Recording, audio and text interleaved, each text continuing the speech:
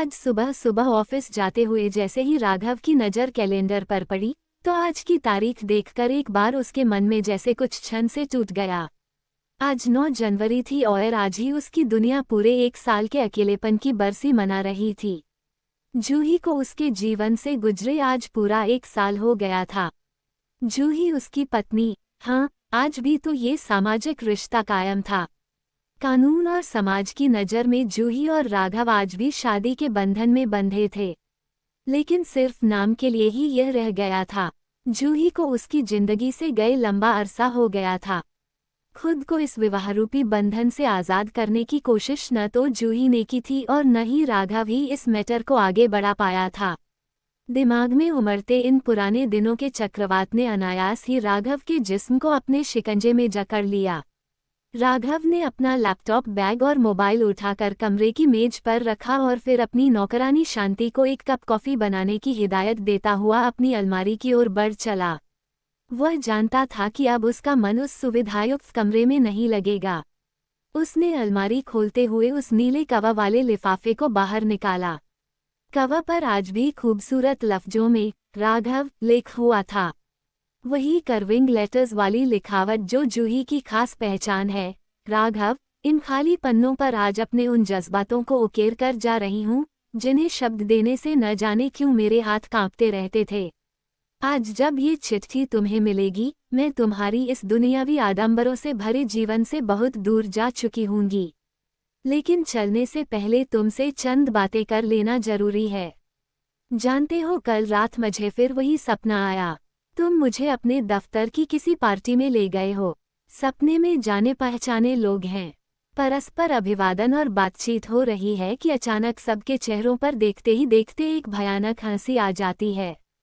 उन सभी की वह भयानक हंसी किसी राक्षसी अट्टहास में बदल जाती है। धीरे धीरे वे सभी भयानक अंदाज में हंसने और चिल्लाने लगते हैं और तब एक और भयानक बात होती है। उन खतरनाक आवाज़ों और हंसी के भीतर घृणा में लिपटा तुम्हारा डरावना चेहरा नजर आने लगता है। तुम्हारे सिर पर 2 सींग उग जाते हैं, जैसे तुम न होकर कोई भयावह यमदूत हो। मानो बड़े बड़े दांतों वाले असंख्य यमदूत। डर के मारे मेरी आंखें खुल गईं। जनवरी की उस सर्द रात में भी मैं पसीने से तरबतर थी। मैं जब अपने सपने का जिक्र करती तो तुम उसे मेरे दिमाग में पनप रही कुंठा की संज्ञा दे देते। विडंबना यह है कि मेरी तमाम कुंठाओं के जनक तुम ही तो हो। मुड़कर देखने पर लगता है कि मामूली सी ही तो बात थी। मेरे शरीर पर काबिज वो कुछ एक्स्ट्रा वजन ही तो था, लेकिन तुम्हारे उस यमदूत रूप के जड़ में मेरा ये बड़ा हुआ वजन ही तो था। लेकिन क्या ये बात वाकई इतनी मामूली सी थी? तुमने आइसबर्ग देखा है? उसका केवल थोड़ा सा हिस्सा पानी की सतह के ऊपर दिखता है। यदि कोई अनाड़ी देखे तो लगेगा जैसे छोटा सा बर्फ का टुकड़ा पानी की सतह पर तैर रहा है, पर आइसबर्ग का असली आकार तो पानी की सतह के नीचे तैर रहा होता है, जिससे टकराकर बड़े बड़े जहाज डूब जाते हैं। जो बात ऊपर से मामूली दिखती है उसकी जड़ में कुछ और ही छिपा होता है, बड़ा और भयावह। आंखों में पनप रही उस नमकीन झील को काबू में करते हुए राघव सोचने लगा कि सच वो कितना गुस्सैल हो गया था। बात बात पर चिढ़ना और जूही पर अपना सारा गुस्सा उतारना उसका रोज का रूटीन बन गया था। शुरुआत में ऐसा नहीं था। जूही और उसका वैवाहिक जीवन खुशहाल था, लेकिन धीरे धीरे काम के भार और सहकर्मियों के साथ व्यावसायिक प्रतिद्वंद्विता के चलते वह इतना परेशान हो गया था कि अपनी सारी फ्रस्ट्रेशन वह अब जूही पर उतारने लगा था। राघव खत का बचा हिस्सा पढ़ने की हिम्मत नहीं जुटा पा रहा था, लेकिन वह जानता था कि जूही के उन सिसकते लफ्जों की मार सहना ही उसकी सजा है, इसीलिए उसने आगे पढ़ना शुरू किया। 8 महीने पहले करवाए ब्लड टेस्ट में ही तो पता चला है कि मुझे हाइपोथायराइडिज्म है। इसमें न चाहते हुए भी वजन का बढ़ना तो लाजिम है न? क्या इसमें मेरा अपना कोई कसूर है? खत में जूही ने आगे लिखा था, भद्दी, बदसूरत कहीं की। तुम गुस्से से पागल होकर चीख रहे होते। शायद मैं तुम्हें शुरू से ही भद्दी लगती थी, बदसूरत लगती थी। मेरा मोटापा तो एक बहाना था। शायद यही वजह रही होगी कि तुम्हें मेरी हमेशा हंसने और खिलखिलाने की मामूली सी आदत भी असहनीय लगती थी। जब हम किसी से चिढ़ने लगते हैं, नफरत करने लगते हैं, तब उसकी हर आदत हमें बुरी लगती है। यदि तुम्हें मुझ से प्यार होता तो शायद तुम मेरे मोटापे को नज़रअंदाज कर देते, लेकिन तुम अक्सर किसी न किसी बात पर अपने विष बुझे बाणों से मुझे बेधते रहते। सच्चाई तो यह है कि शादी के बाद से अब तक तुमने अपनी एक भी आदत, सिगरेट पीना, शराब पीना, रात में देर तक कमरे की बत्ती जलाकर काम करते रहना नहीं बदली। केवल मैं ही बदलती रही, तुम्हारी हर पसंद नापसंद के लिए, तुम्हारी हर खुशी के लिए। जो तुम खाना चाहते थे, घर में केवल वही चीजें बनती थीं। जो तुम्हें अच्छा लगे, मुझे वही करना था। जो तुम्हें पसंद हो, मुझे वही कहना सुनना था। जैसे मैं नहीं रह गई थी, केवल तुम्हारा विस्तार भर थी। राघव के दिलो दिमाग में जैसे किसी ने ढेरों कांटे चुभो दिए थे, लेकिन वो उस पीड़ा को भोगना चाहता था। वो आज जूही को, उसके वजूद को फिर से महसूस करना चाहता था। अब वो खत का आगे का हिस्सा पढ़ने लगा। खाना मैं बनाती थी, कपड़े लत्ते मैं धोती थी, बर्तन मैं साफ करती थी, झाड़ू पोछा मैं लगाती थी। तुम रोज ऑफिस से आकर, आज बहुत थक गया हूँ कहते और टांगे फैलाकर बिस्तर पर लेट अपना पसंदीदा टीवी प्रोग्राम चला लेते। एक गिलास पानी भी तुम खुद उठकर नहीं ले सकते थे। फिर भी थकते सिर्फ तुम थे, शिकायत सिर्फ तुम कर सकते थे, उलाहने सिर्फ तुम दे सकते थे। बुरी सिर्फ मैं थी, कमियां सिर्फ मुझ में थीं। दूध के धुले, अच्छाई के पुतले सिर्फ तुम थे। मैंने तुमसे कुछ ज्यादा तो नहीं चाहा था। एक पत्नी अपने पति से जो चाहती है, मैं भी केवल उतना भर ही चाहती थी।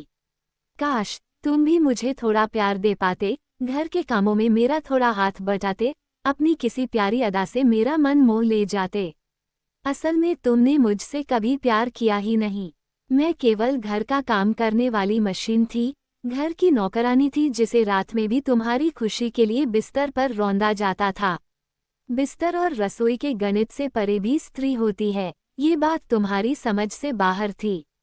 लेकिन इस सब के बावजूद, मेरे हाल ही में बढ़ गए वजन से, इतनी परेशानियों के बाद भी मेरे चेहरे पर हमेशा खेलती मुस्कान से तुम्हें चिढ़ थी।